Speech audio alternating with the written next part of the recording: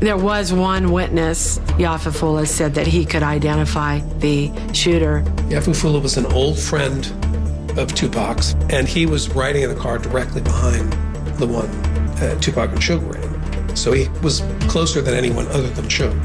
Yafafullah, who was in the front seat with me, was staring out of the window. So he saw the Cadillac before it even approached the car.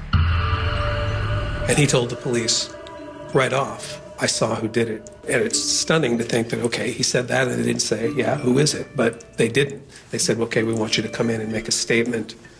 And, you know, at some point in the future, they didn't even set a time. They had us sitting out on the Vegas Strip for about 2 hours. And they just let us go. Everybody went to the hospital. So it was definitely worse than any of us could imagine. They had breathing machines on him. He was bandaged and everything. In an attempt to stop the internal bleeding, doctors decide to take the damaged lung out. They make an incision in Tupac's chest. Then part of his rib cage is removed, allowing surgeons access to the area. The lung is collapsed and blood vessels tied off. Then it is clamped, cut, and removed through the incision. But the internal bleeding persists, and doctors simply can't find the source. Rap artist Tupac Shakur is reported in critical condition this morning in a Las Vegas hospital. He was shot while riding along the Strip in Las Vegas. It's 9 a.m. in Las Vegas. America is waking up to discover that Tupac Shakur has been shot. Police chase down leads after working all night at the crime scenes to collect evidence. Tupac has spent the night in the hospital undergoing multiple surgeries. What are Tupac's wounds as far as you know? His wounds are he's suffering from multiple gunshot wounds to the chest and also has a wound to his thigh. He's undergone 2 series of surgeries. He's had a right lung removed. He's back in his room and again he remains in critical condition. The first bullet hit his right pinky finger and went through his hand. The second bullet hit his thigh bone, ricocheted into his abdomen, and ended up floating in his pelvis. The final bullet entered his chest underneath his arm and became lodged in his lung. If you knew who killed Tupac, would you tell the police? Absolutely not. Why not? Because it's not my job. I don't get paid to solve homicides. I don't get paid to tell people. If the authorities wanted to question me and talk to me, I would never talk to the police. If it's anybody who wouldn't say anything, who know how to keep their mouth shut and don't believe in the snitches and the rats, it'll be Suge Knight. We would like anybody who might have seen something other than the people who were there to come forward and enlighten us. They're telling us they didn't see anything, they don't know anything. It's been 4 days since the shooting. With no other leads, police revisit the brawl at the MGM and try to identify the beating victim, known only as Orlando. Suspecting the fight could be related to Suge's gang ties on his home turf of Compton, California, Las Vegas police contact authorities in Compton. The Las Vegas Metropolitan Police Department reached out to Compton Police and said, hey, we could use help. We want you to ID this guy. This guy was from Compton, a Southside Crip.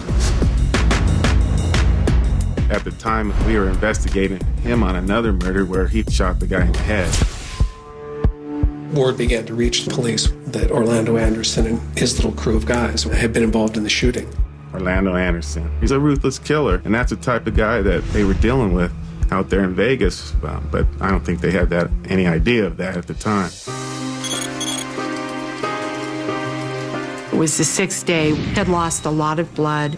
They couldn't stop the bleeding internally from that chest injury. They had done 2 surgeries to go in and try to stop the bleeding, and then it would start up again. And that second surgery, they couldn't stop it completely. I was sitting outside the room. This is his mother, Afeni. She sat there, and there was just like an uncomfortable silence, and then she put her hand on my knee. She put her hand on my knee, and she patted it and said, "It's gonna be okay, Frank. It's gonna be okay." And that's all she said to me. And I started crying. That was it. And then he died, September the 13th. At 4:03 this afternoon, Tupac Shakur was pronounced dead. I was definitely crushed, and my whole world was lost. It was a major loss. You know, it It wasn't just a friend, it was my little brother.